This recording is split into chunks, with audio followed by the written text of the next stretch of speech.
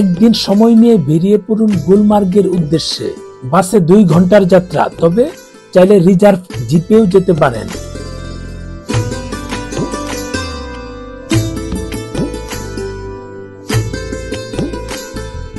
স্বপ্ন পূরণ হয়েছে। স্বর্গ বলে কথা,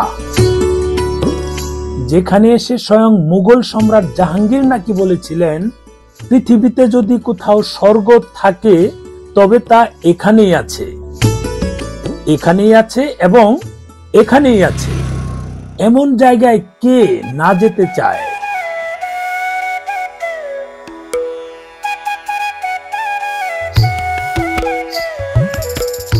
সকালের নাস্তা শেষ করে 16 শতকে কাশ্মীরি রোমান্টিক কবি দ্বারা আবিষ্কৃত ফুলের তৃণভূমি গুলমার্গের উদ্দেশ্যে রওনা হলাম।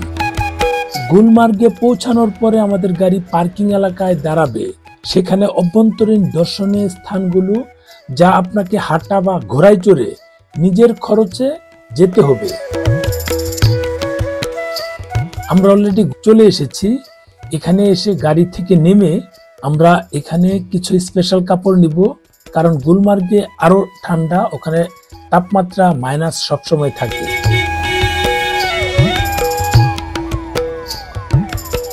তাই এই যে ঘরগুলো দেখা যায়, এখান থেকে আমরা কাপড় চোপড় চেঞ্জ করব। আর এই যে সামনের জায়গাটা, এখান থেকে আপনারা প্রাকৃতিক কার্য সেরে নিতে পারেন, যদিও গুলমার্গেও এগুলো অভাব নেই।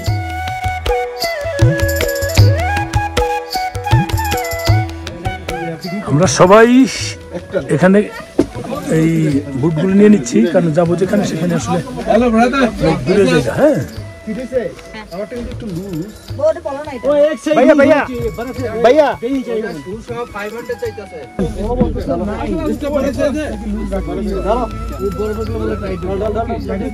নতুন থেকে দাও শু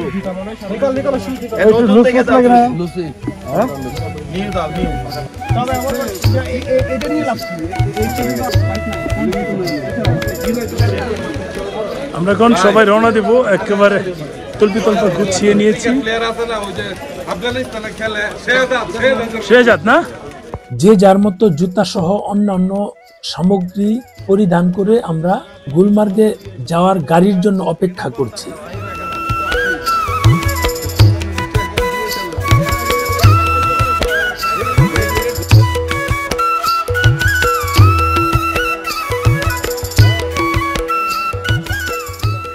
আমাদের গাড়ি চলে আসবে, তাই এখানে দাঁড়িয়ে আছি। পাশেই রাস্তা, এই রাস্তা ধরেই আমরা এগিয়ে যাব। এখানকার গাড়ি আলাদা, আমাদের ভাড়া নিতে হয়েছে। আমাদের গাড়ি 3500 করে নিয়েছিল। আমরা 2টো গাড়িতে করে গিয়েছিলাম, 2 গাড়িতে 16 জন গিয়েছিলাম। এখানে এসে দাম দর করে নেবেন, তা না হলে ভাড়া বেশি নিবে।